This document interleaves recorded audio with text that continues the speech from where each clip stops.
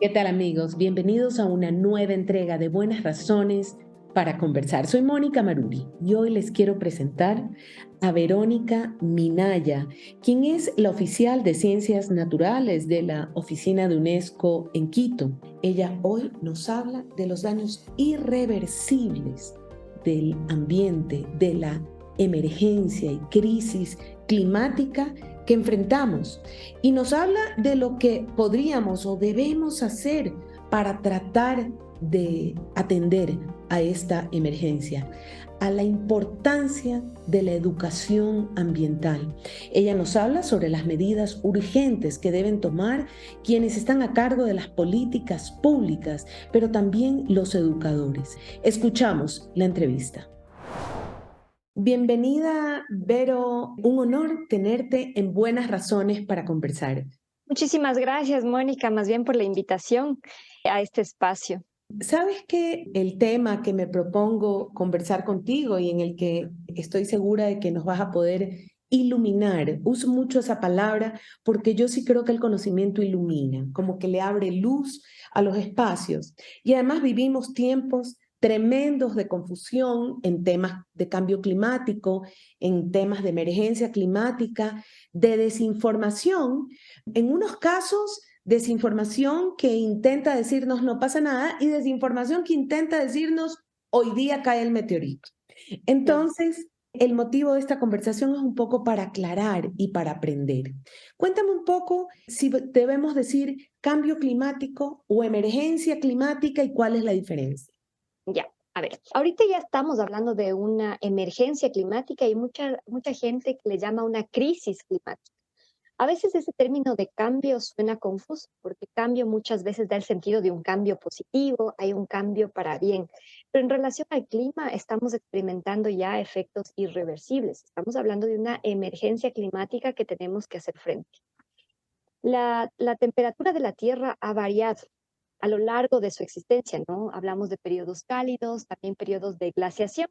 Está incluso el dibujo animado de Ice Age, de la ardillita. Eso sí se vivió y hay incluso evidencia paleontológica, etcétera, que vivimos esos cambios climáticos atribuidos, bueno, no llamamos cambios, sino variaciones climáticas atribuidas netamente a causas naturales. Sin embargo, hoy en día, en estos últimos años, después del periodo de la industrialización y todo, estamos experimentando ya un calentamiento global con temperaturas más altas que no regresan a una estacionalidad que conocíamos, sino que cada vez vamos en aumento. Ya no hay marcha atrás. Si nos vamos un poquito más en los libros de historia, nosotros decimos que el clima ha sido súper importante para el florecimiento de las primeras ciudades y las culturas, ¿no? Estamos hablando de que antes de por el año 5000, 3000 antes de Cristo, después de un frío, hubo grandes sequías. Es decir, en la antigüedad ya habían experimentado estos cambios drásticos y que incluso muchos científicos ya lo atribuían con periodos del Niño. Así que eso no es reciente, eso ya viene de tiempos, de acuerdo a la literatura y a la evidencia científica, ¿no? Por ejemplo, en África, en el sur de Argelia, estamos en ese que ahora le conocemos como un desierto, ya hay yacimientos arqueológicos que han mostrado que se trataba de zonas boscosas donde abundaba el agua. Incluso había restos de hipopótamo. O sea, realmente hemos atravesado periodos de demasiado cambio, ¿sí? Ahora, en este nuevo siglo XX, estamos en una fase cálida que sigue en aumento. O sea, ya hemos experimentado climas extremos, pero muy rara, decimos, bueno, climas extremos de un lado y del otro, pero rara vez nos topamos con un clima o con récords de bajas temperaturas. Ahorita solamente hablamos de altas, esas olas de calor, temperaturas súper calientes, especialmente en Europa, también en Norteamérica, en Estados Unidos. Entonces, sí estamos experimentando cada vez estos cambios climáticos que son netamente atribuidos a actividades antropogénicas. Es decir, el ser humano con todas sus actividades ya ha sometido al planeta a situaciones incluso de riesgo. ¿Cuáles son esas actividades del ser humano que han agravado de esta situación de esta manera? ¿Qué Ujú. actividades humanas lo ocasionaron? ¿Qué actividades humanas lo siguen ocasionando? Y obviamente, como no se trata de causar pánico y es posible superarlo, podemos todavía revertir. ¿Qué hay que hacer para lograrlo? O sea, es una súper pregunta la que te he hecho. Sí, sí, sí. A ver, si hablamos netamente de que este cambio climático, crisis climática, está atribuida a actividades antropogénicas, ha sido básicamente nuestro accionar. Es Mm, decir, el aumento de los gases de efecto invernadero, en la quema de combustibles fósiles, deforestación de bosques, en agricultura, el uso excesivo de fertilizantes y otros químicos, la alta producción de residuos. Ya no, antes se hablaba de esto del, bueno, teníamos más del consumo de la economía lineal, ¿no? ujú, Consumíamos y botábamos. Luego ujú, hablábamos de la época del reciclaje, que teníamos que reciclar, etcétera. Pero ahora tenemos que ya meternos en la cabeza, tenemos que irnos más por una cultura o utilizar los conceptos de una economía circular en donde no haya ningún residuo, ningún desperdicio. Entonces, nosotros con el uso indiscriminado de los recursos naturales hemos realmente hecho un daño irreversible. Por ejemplo, en el recurso hídrico, afectamos cantidad y calidad. Nosotros, por un lado, queremos agua limpia, sin embargo, seguimos talando árboles, cambiando el uso del suelo. Entonces, nosotros con esas actividades quitamos esa capa de vegetación que nos ayuda y evita la erosión. Entonces, cuando cae la lluvia, hay esa remoción de material fino, de sedimentos, y con ellos los nutrientes que van a los cauces naturales y hay ese transporte grande de sedimentos que afectan la fauna acuática. ujú. Construimos en zonas altas de las cuencas hídricas donde hay la recarga y luego nos estamos quejando de los aluviones y la escorrentía alta que hay en zonas urbanas.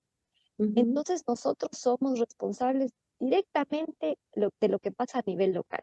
Y al decir nosotros somos responsables, obviamente estoy pensando, casi siempre yo pienso como educadora y Sí, pienso sí, los que miran esta crisis, los que ven en los medios estas alertas, piensan, pero ¿qué puedo hacer yo? La mayoría la pueden hacer los gobernantes o los líderes globales, inclusive los líderes locales, es decir, se escucha, sí sabes que están talando árboles en la Amazonía, una empresa de no sé dónde, yo lo vi, ahí me refiero a los líderes. Me imagino que hay niveles de responsabilidad, ¿o no? totalmente. Pero no atribuyamos que la responsabilidad es netamente de la gente que tiene la toma de decisiones. También nosotros somos responsables de lo que hacemos a nivel de nuestra comunidad, ¿ya? Voy a separar esto un poquito. Primero hablemos del nivel global. Si bien existen esos compromisos internacionales de la gente que está en los altos mandos, los países desarrollados muchas veces han transferido esas responsabilidades a los países en vías de desarrollo. Es decir, van a estos compromisos, van a estas reuniones de alto nivel en donde se comprometen, pero a la final no se hace mucho, o por no decir nada, no se hace mucho, y lo que hacen es más bien ver en los países de desarrollo para ver cómo se hace esta compra de bonos, etcétera. Entonces transfieren lo que ellos deberían hacer en sus países a los países en vías de desarrollo. Entonces todavía hay esa falta de seriedad, diría yo, para Y que en esa, o compromiso. sea, para que asuman ese compromiso y esa responsabilidad. Si bien en esos compromisos sí hay una diferenciación, ¿no? Porque los países desarrollados asumen compromisos obligatorios en la reducción de emisiones, los países en vías de desarrollo asumen compromisos voluntarios, Ujú. pero aún así no, nadie ha cumplido eso que Ni los de han vías de firmado. desarrollo ni los desarrollados. Sí, y lo que hacen, por ejemplo, en el caso de Estados Unidos, es salirse de los protocolos de Kioto, decir, bueno, ¿saben qué? Mejor me voy. Entonces, ¿dónde está ahí el compromiso y la responsabilidad? Tenemos que nuevamente volver a ese compromiso, porque hay mucha gente incrédula también que dice, bueno, necesitamos políticas de cambio fuerte, pero necesitamos que haya esos compromisos firmados para que realmente el país adopte y haya un cambio, ¿sí? No podemos seguir viviendo de esta manera insostenible. Si es que seguimos así, pues lastimosamente la flora y fauna, la biodiversidad que nosotros tenemos, no llegue a adaptarse en ese corto periodo de tiempo y terminará por extinguirse. Hay niveles de responsabilidad y ahora vas a nombrar el nivel de responsabilidad o lo que podemos hacer o pueden hacer, yo qué sé, el rector de la escuela, el profesor, el padre de familia, los jóvenes, los niños, yo en mi oficina hoy, ¿qué podemos hacer los ciudadanos? Debemos educar. Yo creo que transferir ese conocimiento, educar, construir esas capacidades en todos los niveles. Desde el más pequeño debería saber qué es una huella de carbono, qué es una huella hídrica, cómo gestionar sus residuos, cómo tener un bajo impacto, cómo respetar el ambiente, en el entorno, la naturaleza en la que vive. Entonces, deberíamos fortalecer esas capacidades, esos niveles de educación en las escuelas. Y como tú bien nos has dicho, también los padres de familia. Hubo hace un tiempo, ya es años, por ejemplo, esta escuela de padres cuando se trataba de este tema de educación sexual, cómo Ujú. abordar ese tema. Y Sí. se hizo esta campaña y en muchos colegios había estas escuelas para padres. Del mismo modo, nosotros tenemos que tener escuelas para padres, pero que aborden este tema de la sostenibilidad, de la responsabilidad climática, Ujú. porque es una tarea no solamente de la escuela, sino también de los padres, que son un ejemplo. Tenemos que estar coordinados en este accionar, mm, para nuestros hijos. Entonces, es realmente de educarse no secuencialmente, sino todos al mismo tiempo, en diferentes espacios, manejando conceptos adecuados para su nivel de entendimiento, llegar con el mensaje de cambio climático desde un nivel técnico, que es para investigadores, tomadores de decisión, hasta un nivel más digerible para docentes de escuelas, colegios, padres de familia, e incluso un nivel didáctico para los más chicos, un nivel didáctico lúdico, ¿sí? Ujú. Ahora estamos hablando de estos juegos serios, etcétera, donde que los niños realmente entiendan que se trata de una emergencia, de que si es que no accionamos ahora, pues lastimosamente el futuro que se viene es poco prometedor. ¿Qué medidas, pienso en quienes escuchan este podcast y yo solo tengo mi accionar diario? En Ujú. la vida diaria, ¿qué hábitos puede cambiar una persona? Yo creo que podemos primero interiorizar esos conceptos, darse cuenta de lo que nosotros hacemos, o de lo que nos servimos en nuestra vida cotidiana. Por ejemplo, yo hablo a veces ni siquiera para, digamos, muchas audiencias, hablo con mis estudiantes, yo antes era docente universitaria, y me ha pasado que yo les pregunto, ¿qué es el agua virtual? Y nadie me responde. O por ahí alguien sale que como ahora andamos en la época de la tecnología, es el agua que vemos a través de la pantalla. O sea, es decir, no tienen idea de muchos términos. Y esos deberían interiorizarse y ser parte de nuestra cultura. Nosotros hablamos del agua virtual, es nuestra huella hídrica. Es decir, yo pregunto, ¿cuánta agua tú necesitas para tu día a día? Y lo que me responden es, bueno, yo por aquí 1 litro para cocinar, etcétera, no llegan ni a los 150 litros.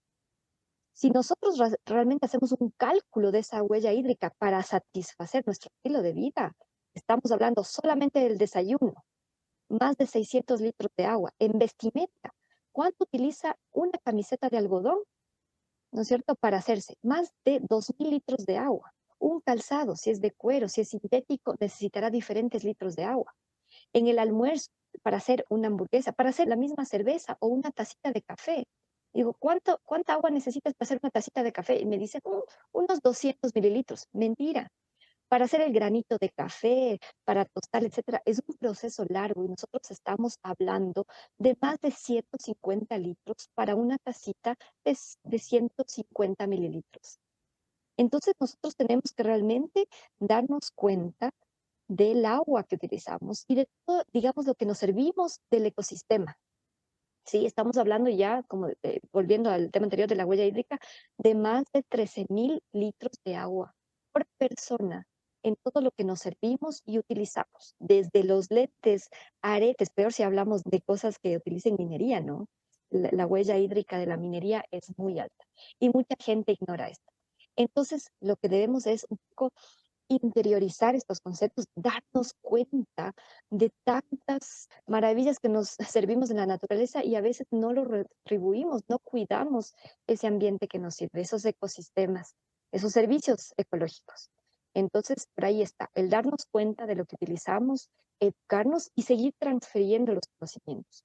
Entonces, para mí, ahí está el secreto, ahí está en cómo nosotros podemos cambiar nuestro estilo de vida y podemos, desde nuestro puesto, hacer algo por este planeta. Pero un ciudadano común no es capaz de conocer lo que tú me acabas de decir, ¿de No, acuerdo? Ni siquiera un docente en una escuela tiene acceso a esta información. Yo te hablé hace un momento de la abundancia de información en las redes y a su vez de la enorme desinformación mezclada entre tanto que sabemos. Es decir, probablemente somos la generación mejor informada y peor informada a la Sí, vez.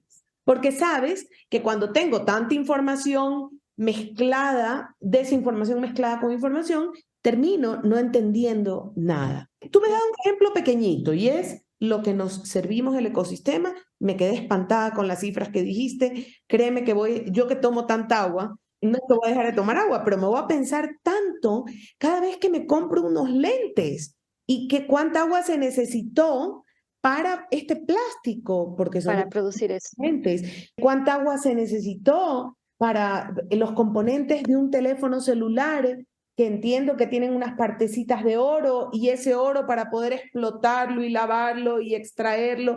Y sigo pensando, me quedo Exactamente. espantada y en la pluma y en tantas cosas que tengo aquí, mi termo de agua, me acabas de dejar impactada. Y eso Sí, son, pero por eso no es que debemos de parar, porque seguimos no, utilizando la tecnología, no debo podemos parar. comprar cuando necesito, debo Es pensar una, qué sí. necesito. Y otra cosa es, por ejemplo, yo soy muy nacionalista, pero sí debemos irnos un poco para más local. No es lo mismo comprarte una camiseta de algodón hecha en Ecuador que una camiseta de algodón hecha en Estados Unidos. ¿Por qué? Porque la de Estados Unidos tiene una huella hídrica mucho más grande, porque el tema de transporte para venir acá esa camiseta necesitas litros y litros de agua y toda una huella, ¿no? Que viene por detrás de la gente que dirige el buque, etcétera. Entonces, ahí vemos, si tenemos que consumir, consumamos local, tratemos no solamente de consumir lo que está por fuera, lo que viene con marcas, etcétera. Tenemos que concientizar en la forma incluso que nos vestimos, que actuamos, que consumimos. Ujú. Entonces, por ahí también va. No de abstenernos, sino más bien concientizar. Claro. Y entonces pensaba, pero ella solo me acaba de hablar de la cantidad de agua. Ella no me acaba de hablar de la cantidad de alimentos que desperdiciamos Sí. diariamente la humanidad, mientras que hay regiones del mundo, bueno, fuera del país en las que no hay alimentos. Sí, exactamente. La crisis climática afecta lo que es la seguridad alimentaria y por ahí tenemos que hacer conciencia. Pero yo enfatizo el tema de agua porque todo está ligado al agua. Si hablamos de crisis alimentaria, no es tanto el espacio, sino también, digamos, la cantidad de recurso hídrico que se necesita para abastecer esos cultivos. Entonces, si nosotros somos conscientes, tecnificamos la forma en que regamos, podemos realmente tener una seguridad alimentaria ligada a una seguridad hídrica. Entonces, realmente es todo un círculo, ¿no? Todo está conectado. Tenemos que tener mejores prácticas en absolutamente todo, en nuestros consumos, en los alimentos, en muchas de las empresas. A veces yo sí considero que las empresas deberían hacer este ejercicio, ¿no? A veces se desconoce la huella de carbono, la huella hídrica. Entonces debería cada empresa, cada institución, no solamente a nivel personal, realmente a nivel institucional, ese compromiso con la naturaleza y ver cómo sería esta eficiencia energética hídrica que podrían implementar para poder acoplarse a este compromiso, que no es solamente de un país, de un mandatario, es un compromiso de todos. Tú Ujú. dijiste que se tienen que educar desde los directores de escuela, las familias. ¿Quién es el indicado para educar? El maestro, pero al maestro se le tiene que dar herramientas. ¿Quién? Y las herramientas, De dónde sale esta voy a limpiar la mesa de la información? Voy a realmente tomarme en serio la emergencia climática. ¿De dónde parte? Y voy a pensar que esto es una prioridad o de mi país o de mi región y voy a pensarlo como una prioridad y voy a sí, emprender un limpiar la mesa de la desinformación y voy a educar, pero luego voy a tomar medidas como país para que los desechos se manejen adecuadamente. Voy a tomar ujú, medidas estrictas como país para plantear regulaciones. O sea, hay tantos niveles en los que... sí. Hay muchos niveles y no hay un solo camino, no es de arriba hacia abajo ni de abajo, o sea, es al mismo tiempo. Ujú, ¿Ya? Entonces, que sí es de arriba hacia abajo en el sentido de que debe haber una directriz, una política, como tú dices. ujú, Debe haber las guías de los tomadores de decisiones, en este caso, bueno, en educación, del ministerio, de tantos actores, ¿no? Que deben decir, bueno, necesitamos integrar materias o módulos de sostenibilidad, cambio climático, gestión de residuos, y que eso realmente no quede solamente en palabras, de que sea a nivel práctico, ¿sí?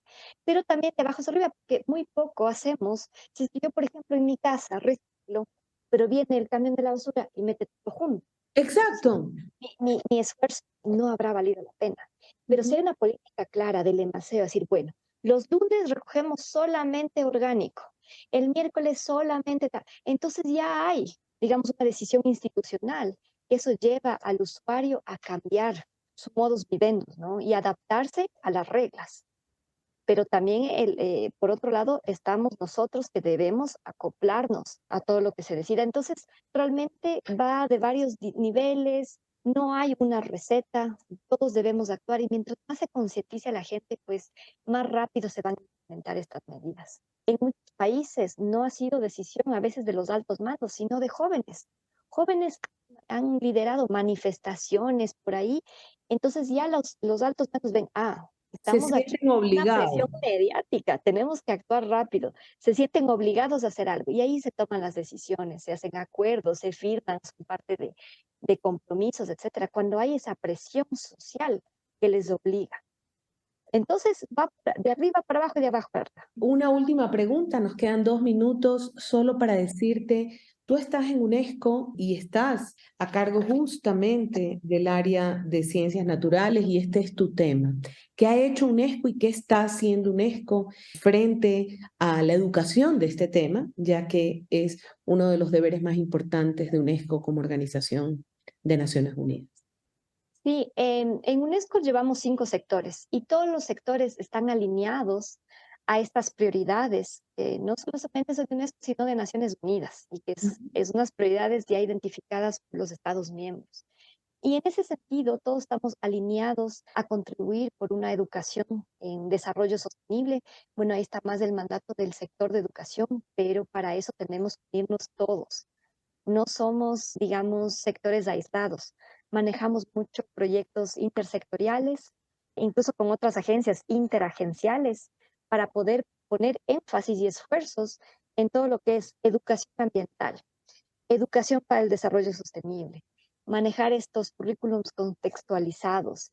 Por ejemplo, en mi sector estamos manejando mucho este tema de la en educación ambiental, de la inclusión de estos saberes ancestrales, de comunidades indígenas, de mujeres, de jóvenes. No podemos dejar a los jóvenes atrás. Son más de los 2 tercios del planeta, si es que hablamos de jóvenes Ujú. entre los 18 a 35 años, que todavía los llamamos jóvenes. Entonces, no son niños, son personas adultas, muchos de ellos jóvenes profesionales que realmente tienen que ser integrados a la mesa para la toma de decisiones.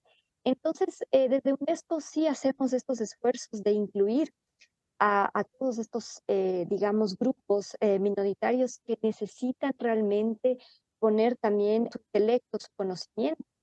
Por ejemplo, en la parte de recursos hídricos está esto del rescate de los saberes ancestrales y cómo esas soluciones basadas en la naturaleza y esos rescates de las civilizaciones anteriores nos dan ya una solución de los problemas que estamos enfrentando. Entonces, no se trata solamente de poner obra gris y todos los presupuestos en la parte ingenieril. También tenemos que ya irnos un poquito, dar un paso hacia atrás y ver un poco el panorama de una manera diferente. Hacernos amigos de la naturaleza. No es, la naturaleza nos está en muchas formas enseñando cómo se debe gestionar muchos de estos recursos. Nosotros tenemos que un poco abrir ese rango y tratar de escuchar naturaleza, comunidades indígenas para trabajar en equipo de una manera más integrada. Verónica, te agradezco de verdad por habernos dado esta entrevista. Sabes que me quedo primero con el mensaje tan importante que tú dices, y es que a veces las autoridades toman las decisiones presionadas por sus Sí, comunidades y hay decisiones importantes que se necesitan en la región y que seguro se lograrán con la participación de todos. De lo contrario, si no hay un consenso, no lograremos cambios importantes. exactamente. Te agradezco un mundo. Un abrazo muy Un fuerte. abrazo, muchísimas gracias. Esto ha sido todo por hoy. Hoy estuvo con nosotros Verónica Minaya, oficial de Ciencias Naturales en la oficina de UNESCO en Quito. Verónica Minaya nos ha despertado aquello que aún podemos hacer y que es urgente que cambiemos en nuestros hábitos diarios, el consumo local, el medir realmente e interiorizar lo que cada uno se sirve del ecosistema, cómo tenemos que atender la seguridad alimentaria, en las políticas claras que debe haber sobre el manejo de residuos. Ha sido una entrevista muy interesante que yo agradezco nuevamente a Verónica Minaya. Por favor, no dejen de ver nuestra página web www.ipanc.org y en nuestras redes sociales búsquennos en @cabipanc. Nos vemos en una próxima entrega.